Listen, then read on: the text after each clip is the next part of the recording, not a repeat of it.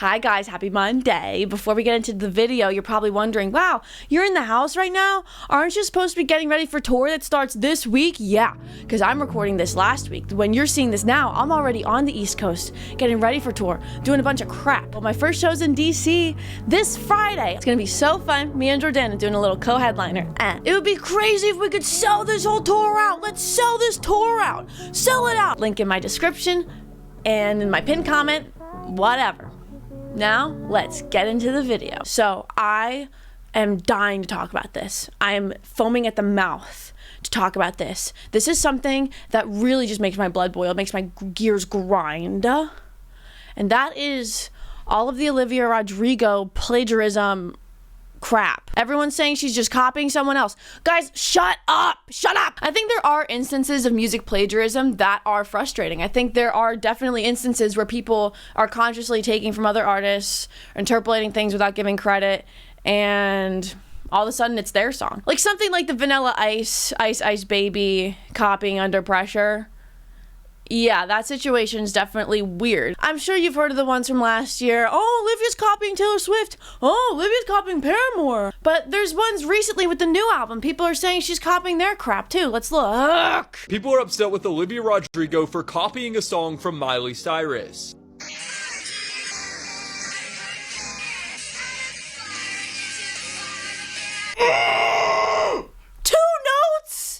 Two notes and they're not even the same rhythm. Like three notes. They start and end on the same fucking note relative to the key that they're in, and they're both like in the same key, I guess.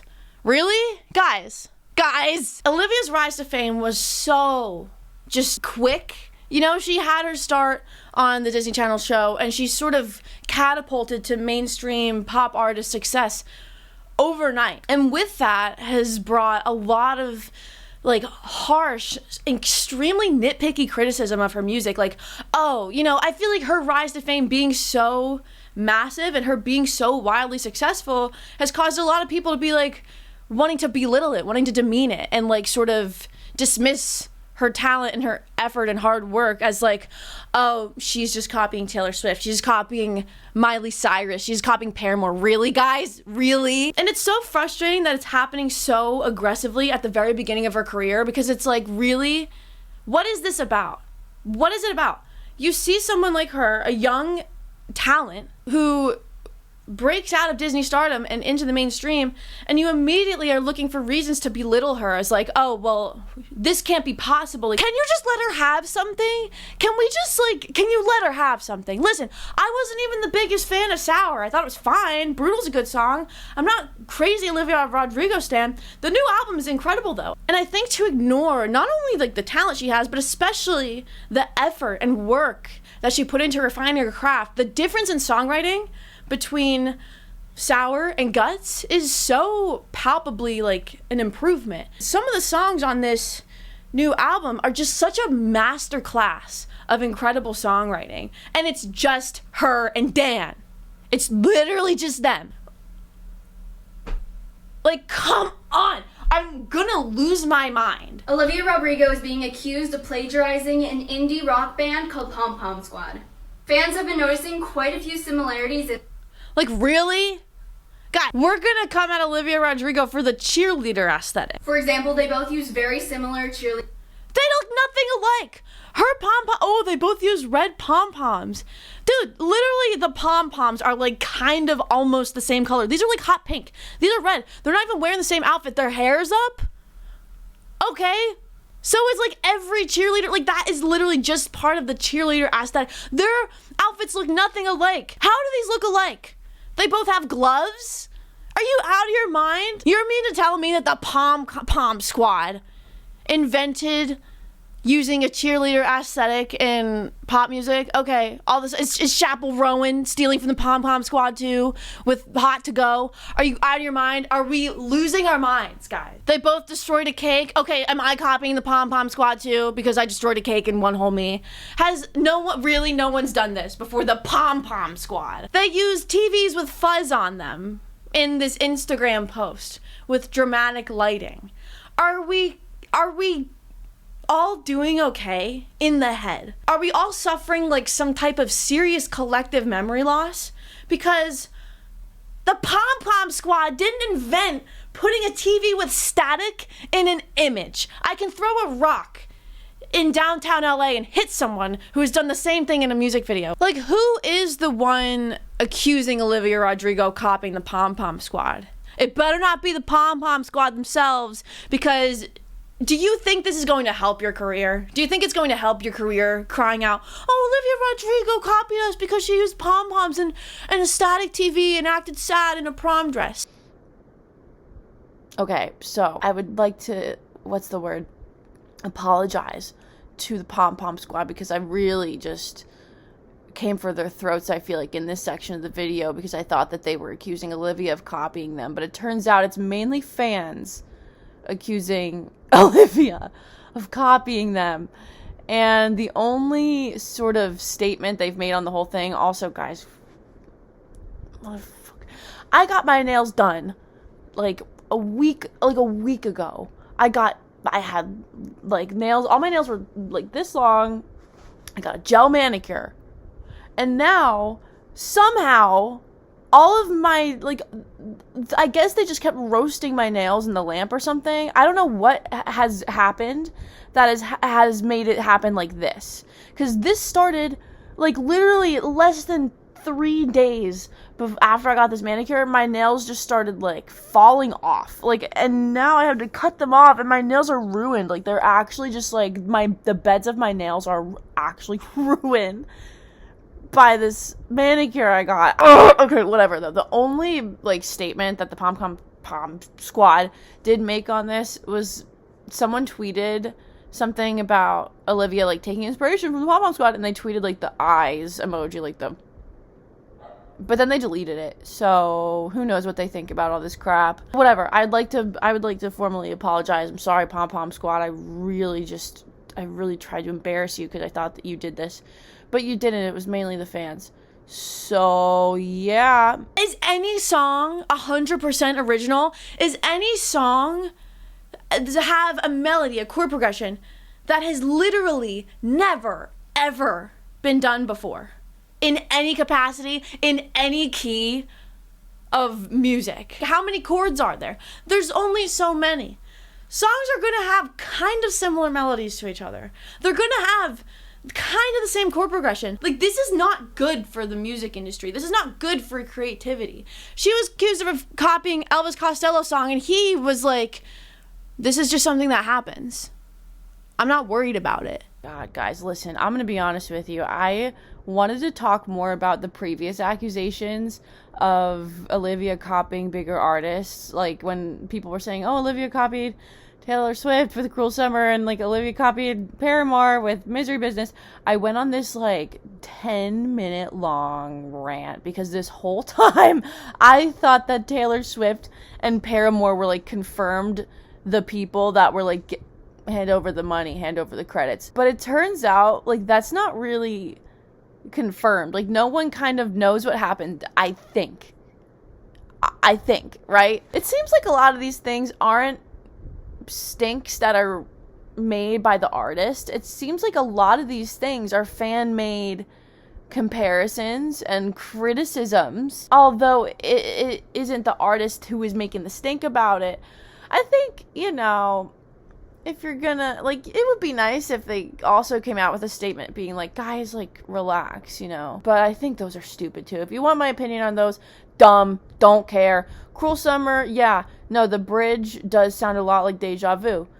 Yeah. Do I think that it writes the whole song off as unoriginal? No, not in the slightest. Good For You and Misery Business is such a frustrating comparison. I think it's so stupid. Literally, it's just another pop punk song. It's just another song in the same genre with the same chord progression. Guys, really? It's really just the chord progression.